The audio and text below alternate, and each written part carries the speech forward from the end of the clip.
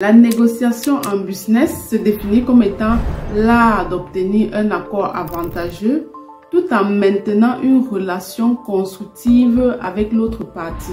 Ici, je privilégie le concept gagnant-gagnant, c'est-à-dire que les deux parties doivent ressortir de là satisfaits. La négociation est l'élément fondamental et incontournable dans le business, peu importe ton secteur d'activité. Alors, en tant qu'entrepreneur, tu dois maîtriser les clés de la dite négociation. Comment fonctionne cet élément phare afin de propulser continuellement ton entreprise?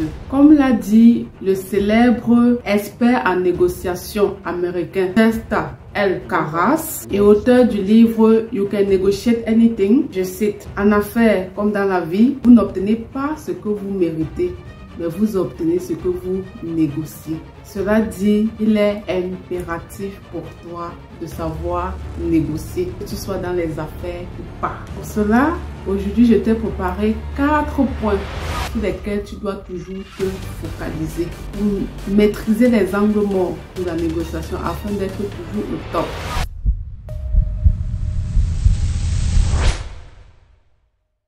Bonjour à tous, bienvenue à tous ceux-là qui rejoignent la chaîne. Sentez-vous à l'aise comme à la maison parce que ici c'est à la maison. Je m'appelle Tatiana Chinda, je travaille dans le domaine du marketing et de la communication. En parallèle, je suis experte en négociation internationale et entrepreneur multicasquette. Bon, à présent, entrons dans le vif du sujet. Premier point, négociation et confiance en soi. Certes, pour négocier, cela demande des compétences techniques, mais tu auras besoin d'une bonne dose de confiance en toi pour y parvenir. Cela te permettra de défendre convenablement ta position et influencer l'issue. La confiance en soi est donc un levier essentiel à la négociation parce qu'elle permet d'affirmer ses besoins, de rester calme face aux objections, de convaincre avec assurance et de ne pas céder facilement. Vous avez déjà certainement fait l'expérience au moins une fois dans votre vie. Une personne confiante inspire la crédibilité et augmente les chances d'obtenir un accord favorable. Comme j'aime à le dire, tu dois toujours être sûr de toi, être confiant,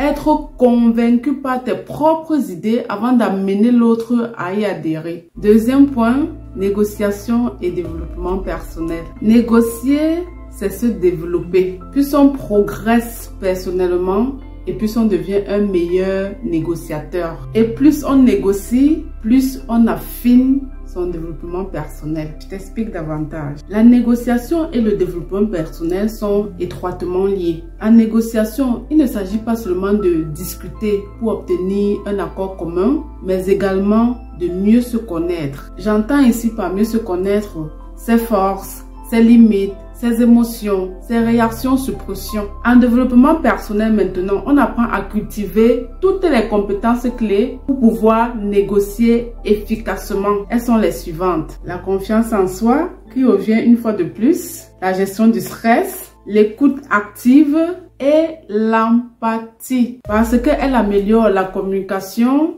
la maîtrise de soi et surtout la capacité à créer des relations équilibré. Troisième et avant-dernier point, négociation et alignement. Négocier avant tout, c'est de créer un alignement. Premièrement avec soi, ensuite avec l'autre et plus tard pour une vision plus large. Tu dois être capable d'être aligné avec tes propos, avec ta personnalité, ta personne, celui-là que tu es. En d'autres termes, tes actes doivent suivre tes dires. Tu ne dois pas être complètement en déphasage avec ce que tu as émis comme propos. Parce que la société, les personnes te font confiance premièrement sur les propos que tu as émis. Et il ne faudrait pas que, au fur et à mesure qu'on collabore avec toi, au fur et à mesure qu'on apprend à te connaître, on se rend compte que tu es en complète déphasage avec ce que tu avais dit au départ, car cela entache les relations et sur du long terme, tu ne feras pas long feu dans les affaires parce que tu n'es pas crédible. Dans ce contexte, on va citer 3 types d'alignement. Premièrement, l'alignement intérieur, celui qui te concerne d'ailleurs directement. Tu dois être aligné avec toi-même concernant tes objectifs, tes limites, tes priorités. C'est très important. Parce que sans cet alignement intérieur, tu risques de céder trop facilement ou encore d'accepter un accord qui ne te convient pas. Eh bien, bonjour les regrets après. Deuxièmement, nous avons l'alignement avec l'autre partie. Cela signifie identifier les points communs, créer un terrain d'entente et transformer les divergences en opportunités. Parce qu'une négociation réussie cherche à aligner les intérêts des deux parties. Le win-win mindset. Et de 3, nous avons ce qu'on appelle l'alignement organisationnel. Dans le business, une négociation doit être cohérente avec la stratégie, la culture et la vision de l'entreprise. De ce fait, l'absence de l'alignement dans ce contexte peut créer des conflits en interne et au pire des cas, un manque de durabilité dans le partenariat, ce qui est vraiment dommage. Parce que, comme j'aime à le dire, il est important que le client vienne ou alors un partenaire et qu'il reste. C'est ainsi qu'on construit des partenariats sur du long terme.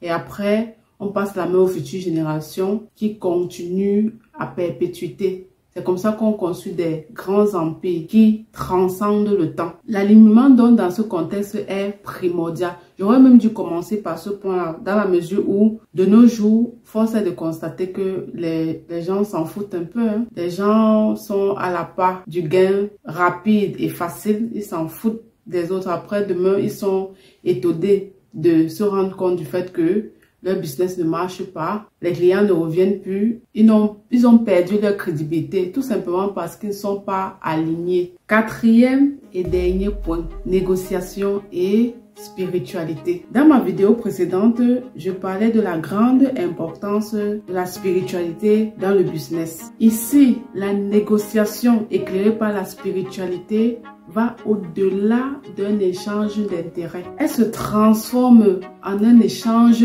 d'équilibre, de respect et de croissance partagée. Pour cette raison, il faut donc respecter les points ci-après. Premièrement, la dimension intérieure. La spiritualité invite à la paix intérieure, au discernement, ce qui est très important, et surtout de la maîtrise de l'ego quand on est en face des partenaires. En négociation, cela permettra donc d'aborder les échanges avec la clarté, le calme et surtout sans agressivité. Secondo, on a les valeurs et l'éthique parce que la négociation spirituelle repose principalement sur l'éthique, la justice et surtout le respect mutuel. Elle ne cherche pas seulement à gagner, mais à trouver une solution juste et bénéfique pour les deux parties. Tertio, la connexion à l'autre. La spiritualité développe l'empathie et la compassion. C'est très important dans la vie de manière générale. Cette bonne qualité aide à comprendre l'autre partie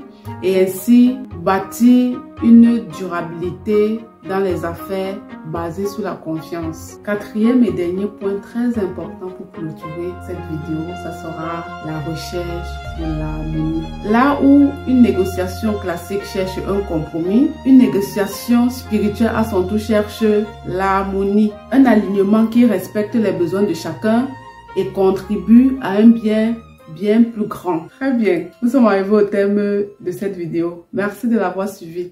Est-ce qu'elle vous a plu? Oui? Alors, partagez-la avec vos proches et on se retrouve à très bientôt. Ciao!